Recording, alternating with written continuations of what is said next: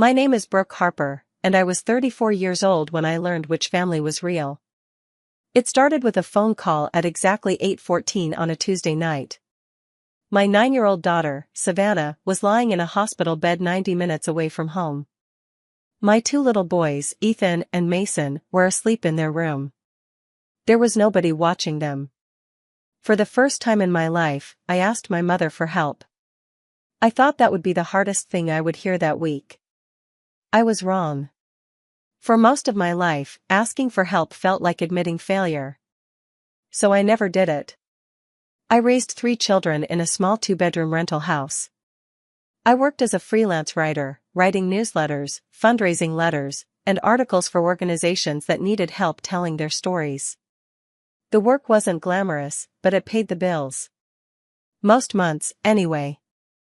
I wrote everything in pencil first. Always. I bought yellow legal pads from the dollar store. Savannah loved drawing horses in the margins. Ethan thought the pads were boring.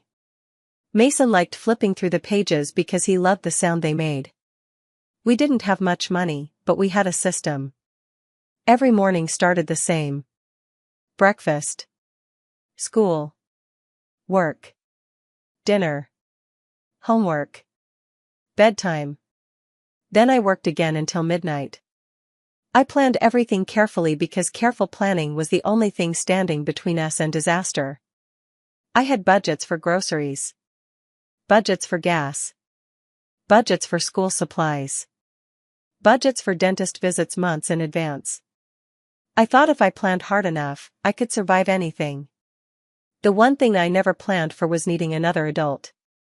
My ex-husband, Nathan Cole, had left 2 years earlier. Mason was still in diapers when he walked out. After that, I simply worked harder. People called me strong. Teachers called me strong. Neighbors called me strong. Other parents called me strong. For years, I believed it was praise. Now I know sometimes people call you strong because they don't want to help carry the weight. Then came Tuesday night. Savannah had been diagnosed with leukemia when she was 7 years old. We fought through months of treatment. Needles. Medicines. Hospital rooms. Long nights.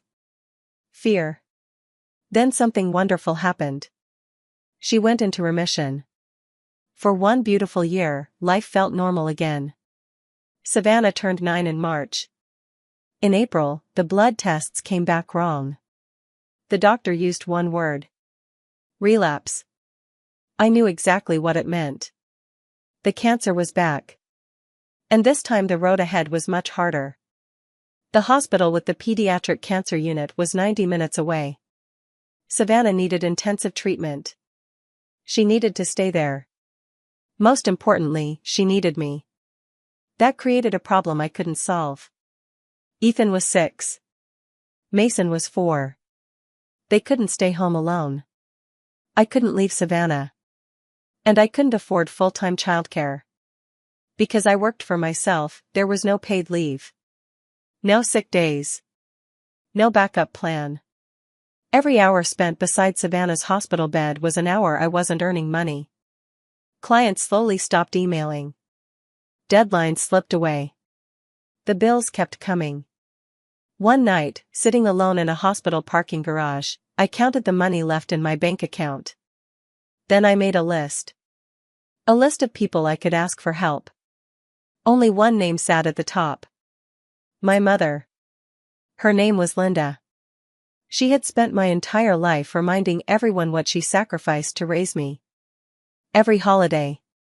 Every family gathering. Every birthday. She talked about giving up nursing school when she got pregnant with me. She talked about opportunities she missed. Dreams she never chased. She kept score of every sacrifice. And somehow the debt was always my responsibility. Still, I called. My hands were sweating. My heart was pounding. I explained everything. Savannah was back in the hospital. I needed help with Ethan and Mason. Just a few mornings. Just a few afternoons. Anything. There was a long silence. For one hopeful second, I thought she might say yes. Instead, she started asking questions. Not caring questions. Judging questions. How long is this going to last? Have you thought about how expensive 3 children are? When are you going to get a real job? Do you expect everyone else to solve your problems forever? Every question felt like a slap. Finally, I couldn't take it anymore. "Mom," I whispered, "Savannah has leukemia." My voice broke. "I'm not asking for money. I just need someone to be with the boys." She sighed. It was a sigh I recognized from childhood. The sigh that always came right before she said something cruel. Then she said it. "You chose this life. Don't make it ours." The words hit harder than I expected.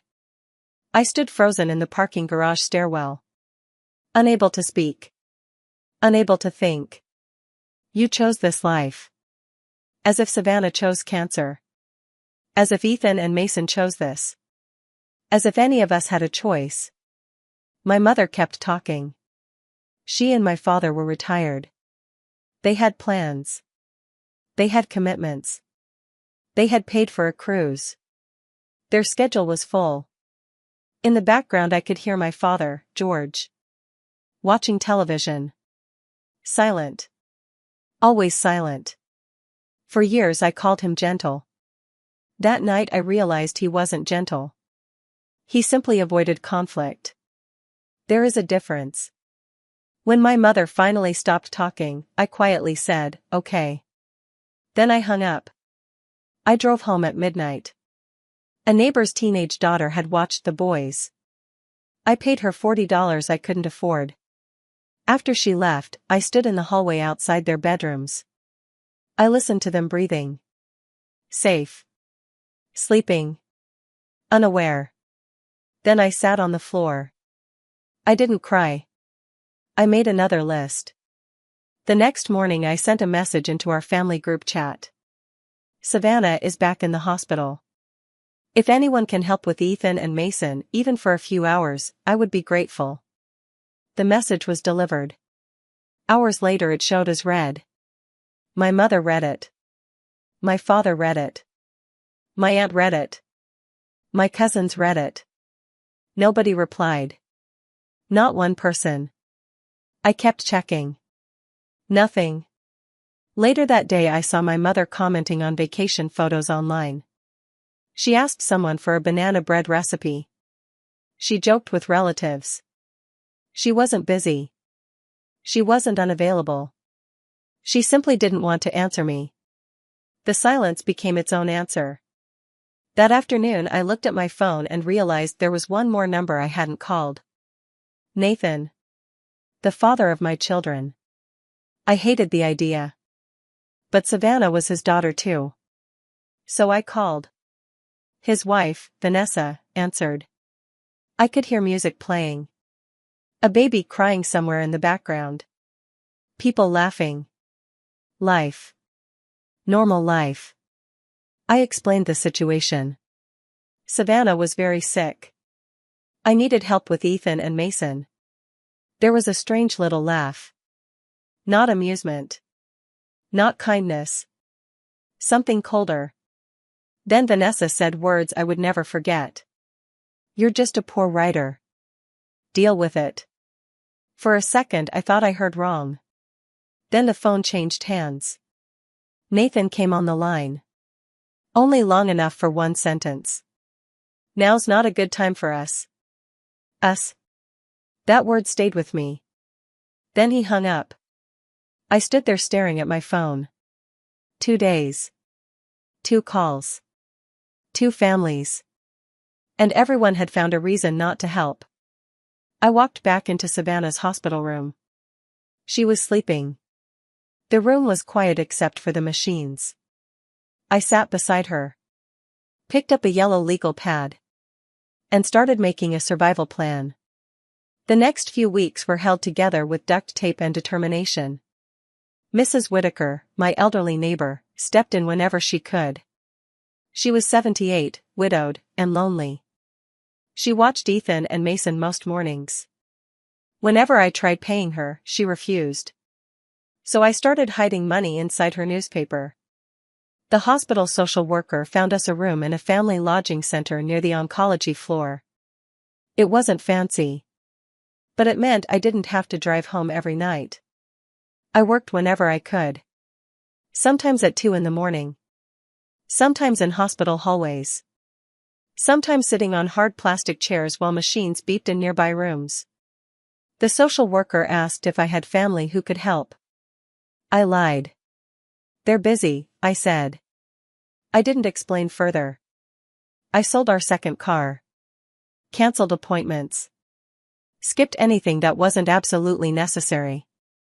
I learned which gas station along Route 9 had the cheapest prices. Every penny mattered. Every single one. And every night before sleeping, I checked my phone. Still nothing. No calls.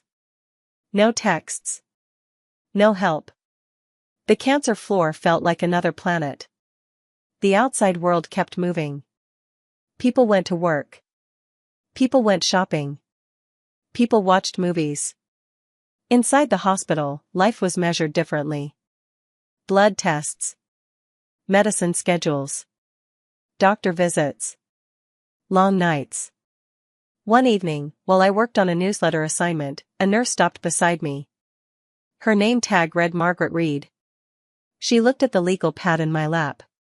Then she looked at my tired face. "You should eat something," she said.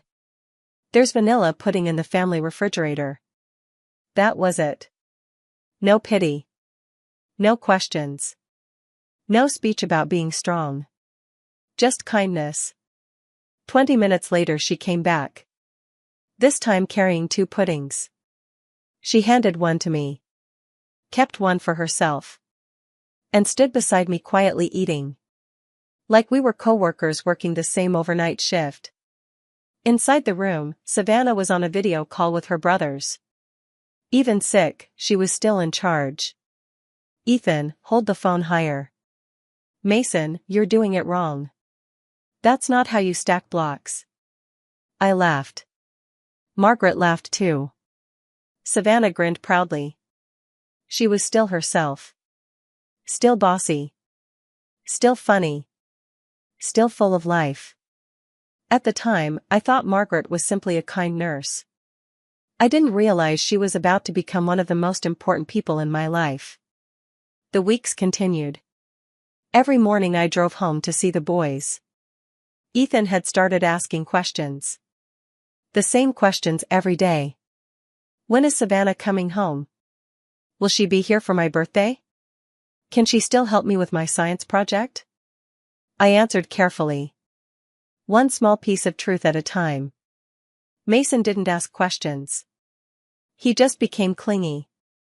One morning he wrapped both arms around my leg and refused to let go. When I tried leaving, he bit my arm. Then immediately burst into tears. I sat on the kitchen floor holding him. Both of us crying. Both of us scared. Back at the hospital, I became a different version of myself. The bedside mother. The one who read horse books aloud. The one who brushed Savannah's hair. The one who painted nails. The one who smiled even when she wanted to fall apart. Around the middle of the month, I texted my mother one last time. Not a phone call. I couldn't survive another phone call. Just a simple text. "Mom, I'm drowning. Is there any way you can help?" 3 little dots appeared. My heart jumped. She was typing. Maybe this time would be different.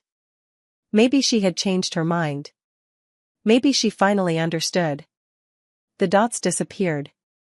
No message came. Nothing. I sat in the parking garage staring at the screen.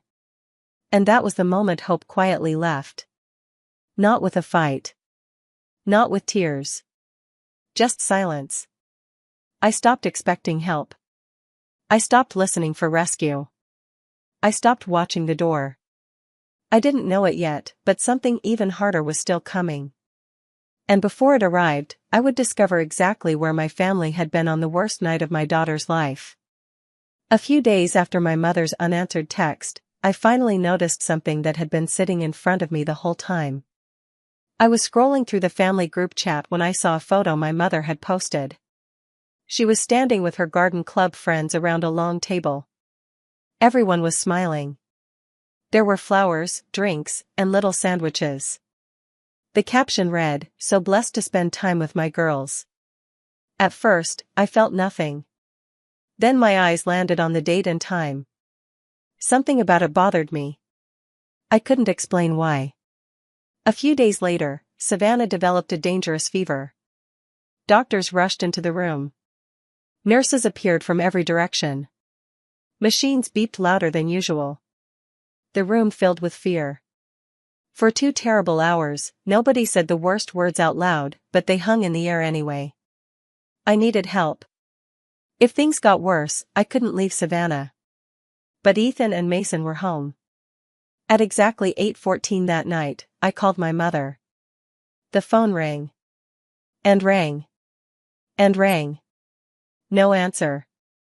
Thankfully, Mrs. Whitaker answered when I called her. She agreed to stay with the boys. By morning, Savannah had stabilized. I was exhausted. That was when I remembered the photo. I opened the group chat. Found the picture. Checked the timestamp. My stomach dropped. The photo had been posted at exactly 8:14 p.m. The exact minute I had been calling my mother while my daughter was in crisis. She hadn't missed my call. She had chosen not to answer it. Then I found something else. Vanessa's public story online. A wine bar. 2 glasses raised in a toast. Smiling faces. Date night. The same evening. The same hour. While Savannah was fighting for her life, the 2 women who could have helped were enjoying themselves. I stared at the screen for a long time. Then I gently set my phone down. That was the moment I stopped asking. Not because I was angry. Because I finally understood. You can't keep asking people for something they never intended to give. After that, something inside me became calm. I stopped waiting for rescue. I stopped checking my phone. I stopped hoping. Instead, I focused on Savannah. And strangely, some of our happiest moments happened during those next weeks. We painted her nails. Every finger a different color because she couldn't decide. We read horse books together. Then another horse book. Then another. We laughed with Ethan and Mason during video calls. Savannah still managed her brothers from her hospital bed. Ethan, finish your homework. Mason, stop jumping on the couch. Even sick, she was still in charge. One evening, Nurse Margaret left a casserole outside our lodging room. There was a note attached. From the hospital staff. Months later I learned the truth. There was no collection. No group gift. Margaret had made it herself. She simply didn't want me to feel like a charity case. For a while, I thought things were improving. I thought we had more time. But we didn't. The treatment stopped working. Doctors tried new plans. New medicines. New combinations. Nothing worked the way they hoped. The cancer kept moving forward. Savannah stayed brave. Far braver than any child should ever have to be. 2 days before the end, she pointed toward a shoebox under her bed. "Mama, promise me something. Anything. Don't let Mason eat my candy." I almost laughed. "What candy?" "The candy in that box." She pointed again. "Mason doesn't appreciate good candy." I smiled through tears. "I promise." She nodded, completely satisfied. Another day, she caught me writing. I had a yellow legal pad in my lap. She watched me for a few seconds. "Mama?" "Yes?" "Are you writing about me?" I hesitated. Then nodded. "A little." She thought about it. Then she smiled. "Write the good parts. The horse books. The funny parts. Not the hospital parts. I swallowed hard. Okay, sweetheart. She closed her eyes. And somehow I knew. She understood far more than anyone realized. She was only 9 years old. Yet somehow she was trying to make this easier for me. A few days later, she died. It happened on a Sunday morning. Very early. The hospital was quiet. The sky outside was still gray. I had been awake all night. Around 5 in the morning, something changed. The room became peaceful. Not the kind of peaceful you hope for. The kind that breaks your heart. I climbed into the bed beside her. Careful of the tubes. Careful of the wires. And I held her.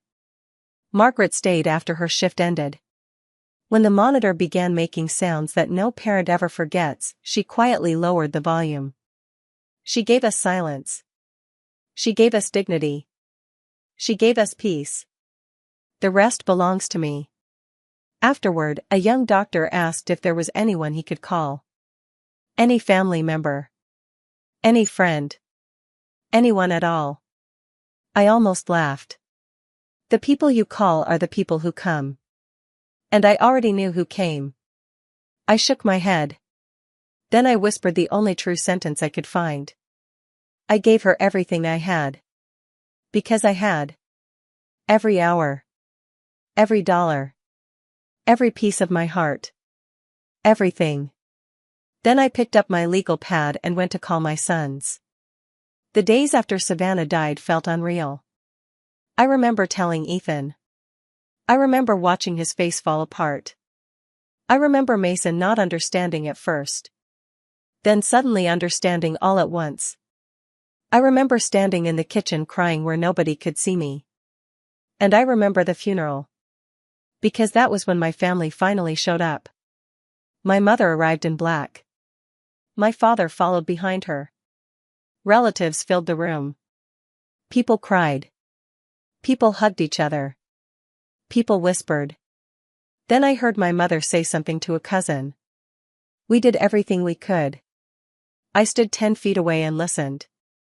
Everything we could. The words felt unreal. The unanswered calls. The ignored texts.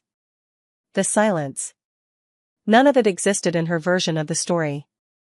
I wanted to correct her. I wanted to tell everyone the truth. But it was my daughter's funeral. Not the place. So I stayed silent. Vanessa sent flowers. A huge wreath. White lilies. Gold ribbon. Expensive. Beautiful. Meaningless. Neither she nor Nathan came. Only the flowers showed up. I had them moved to the back. My father spent most of the funeral staring at the floor. Once our eyes met. He looked away first. Like always. The week after the funeral was the darkest week of my life. One night, after the boys were asleep, I sat alone at the kitchen table. The house was silent. The grief was overwhelming. I didn't know how to move forward. Then I heard breathing from the next room. Ethan. Mason. 2 little boys sleeping peacefully. 2 boys who had already lost so much. If I stopped showing up, they would have nobody. So I stayed. Not because I felt strong. Because they needed me. A week after Savannah died, someone knocked on my front door. It was Margaret. For the first time, I saw her in regular clothes. Jeans. A cardigan. A warm smile. In her hands were 2 things. A casserole dish. And a small black notebook. She handed me the notebook. You kept writing for a reason, she said. So write. Even the parts you can't say out loud. I held the notebook tightly. Something shifted inside me. The next morning, I started writing. The first thing I wrote wasn't about cancer. It wasn't about hospitals. It was about toast. A memory of Savannah yelling because I cut her toast into squares instead of triangles. One true memory. Then another. Then another. Soon pages covered my kitchen table. I wrote about horse books, nail polish, video calls, hospital rooms, fear, love, everything. Writing didn't fix me, but it helped me breathe. Months later, Margaret convinced me to attend a grief support group at the library. I didn't want to go. I went anyway. One evening, they asked if anyone wanted to read something.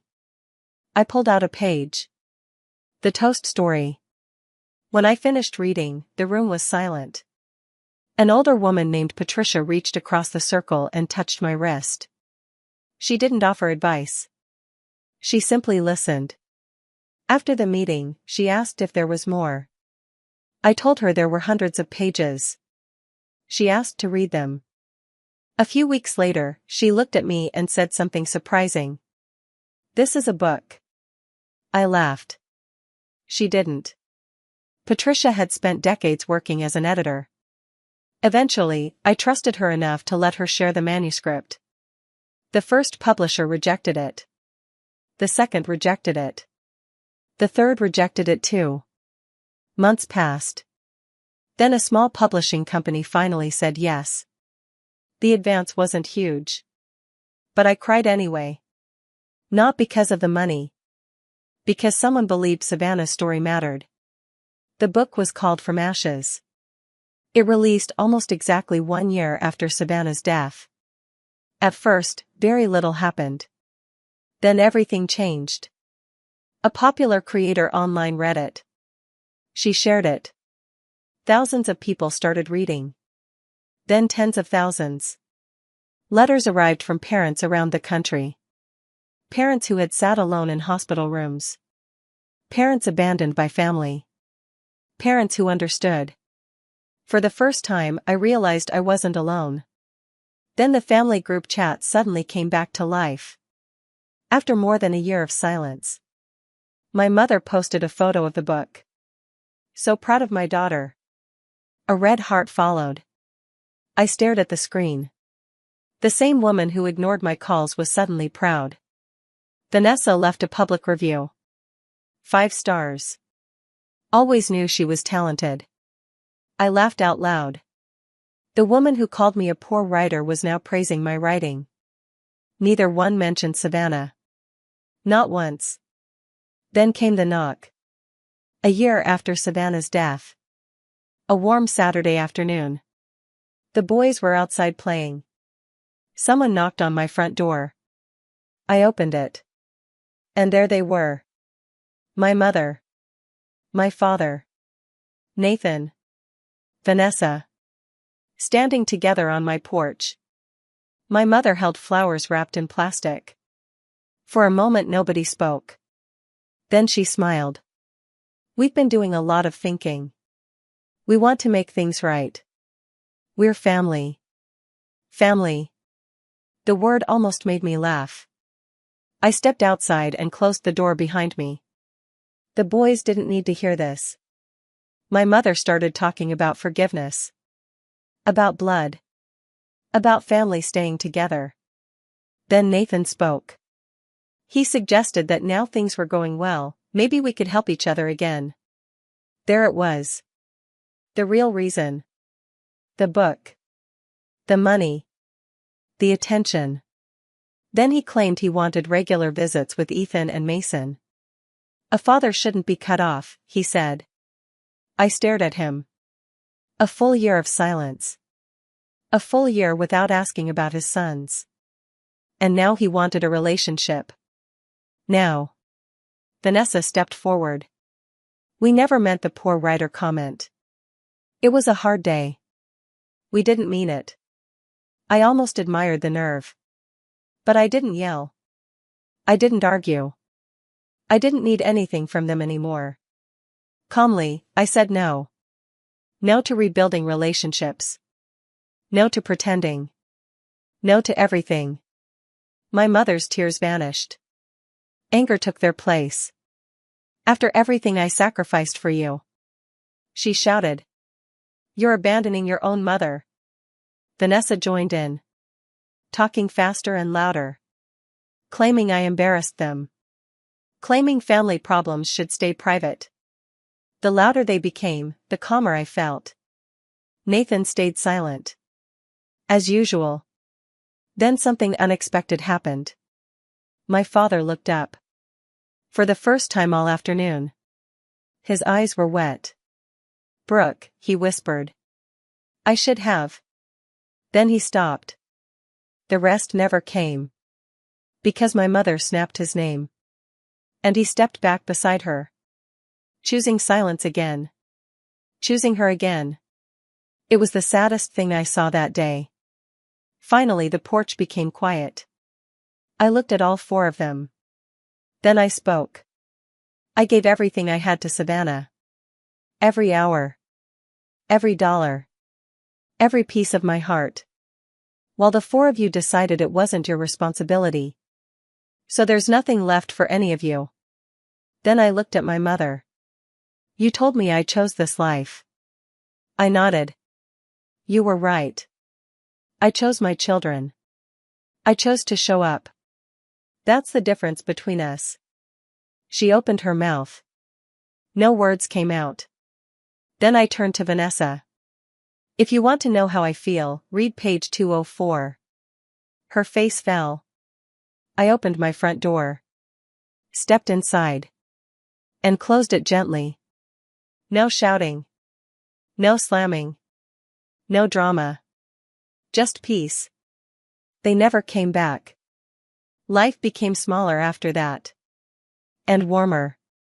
The book gave us breathing room. I bought a small house with a yard. Started college funds for Ethan and Mason. Kept writing. Still in pencil.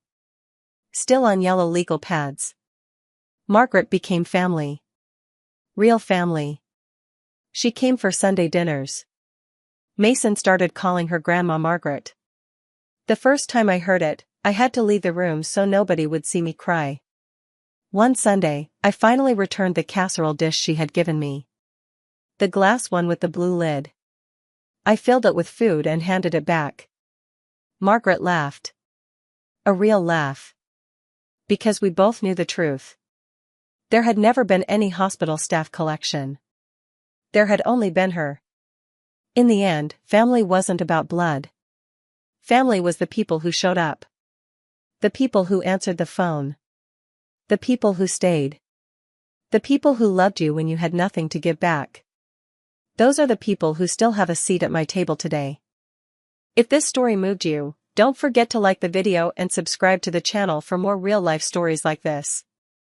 And tell me in the comments, what would you have done in my place?